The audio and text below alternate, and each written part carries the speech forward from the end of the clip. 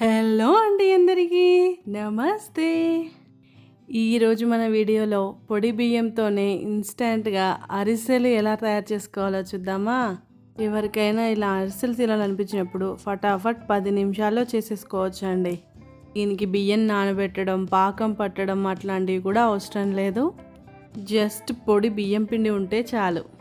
ముందుగా మన వీడియో చూసే వాళ్ళందరూ సబ్స్క్రైబ్ చేసుకోండి. ఇంకా రెసిపీలోకి వెళ్తే 1 కప్పు వరకు బెల్లం తీసేసుకోండి ఒక గిన్నెలో.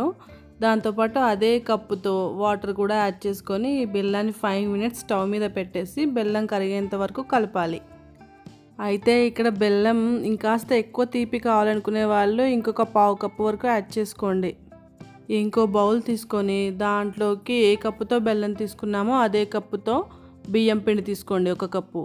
దాంతోపాటు 1/2 కప్పు వరకు గోధుమ పిండి తీసేసుకోండి. 1 టేబుల్ స్పూన్ వరకు ఎండు కొబ్బరి కూడా వేసేసుకోండి. ఆ తర్వాత కాస్తంత ఇలాచీ పౌడర్ 3 ఇలాచీలు అలా దంచేసుకొని వేసుకుంటున్నాను నేనైతే. అయితే ఇక్కడ గోధుమ పిండికి బదులుగా మైదా పిండి కూడా వాడుకోవచ్చు. ఇక్కడ గోధుమ పిండి ఎందుకు వేస్తున్నామంటే ఇది పొడి బియ్యం పిండి కాబట్టి ఆయిల్లో వేయగానే అరిసె అనేది విడిపోతుంది. ఇలా గోధుమ పిండి లేదా మైదా పిండి వేస్తే అంటుకొని ఉంటాయి. ఇంకా దీంట్లోకి ఆ బెల్లం కరిగిపోయిన నీళ్ళు ఉన్నాయి కదా, దీంట్లోకి కొద్ది కొద్దిగా వడకట్టుకొని వేసేసుకుంటూ కలుపుకోవాలి.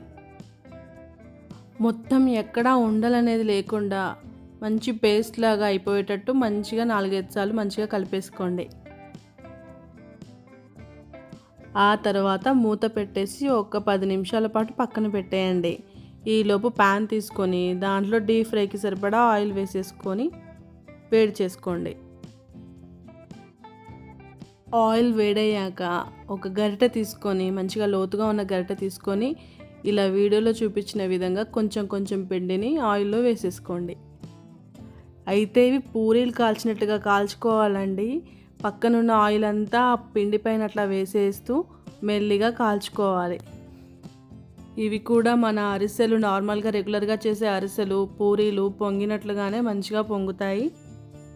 ఒకవైపు కాలిన తర్వాత ఇంకో వైపు కూడా తిప్పేసుకొని మంచిగా 2 సైడ్స్ ఇలా ఈ కలర్ వచ్చేదాకా ఫ్రై చేసుకోవాలి.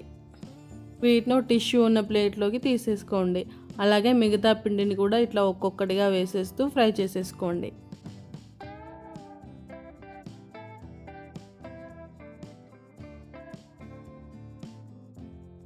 చూడండి ఇది ఎలా పొంగుతుందో. మన రెగ్యులర్ అరిసెలు పొంగినట్లుగానే ఇవి కూడా పర్ఫెక్ట్గా పొంగుతాయండి.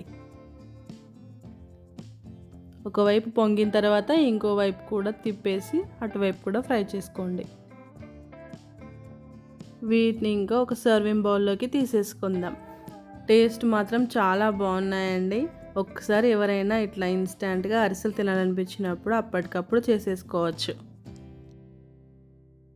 నా వీడియోస్ కనుక నచ్చినట్లయితే లైక్ చేయండి, షేర్ చేయండి, సబ్స్క్రైబ్ చేయండి.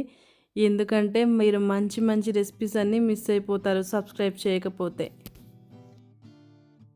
ఇవి చేసుకోవడానికి మళ్ళీ ఎంతో సమయం కూడా పట్టదండి. కరెక్ట్గా 15-20 నిమిషాలు అంతే.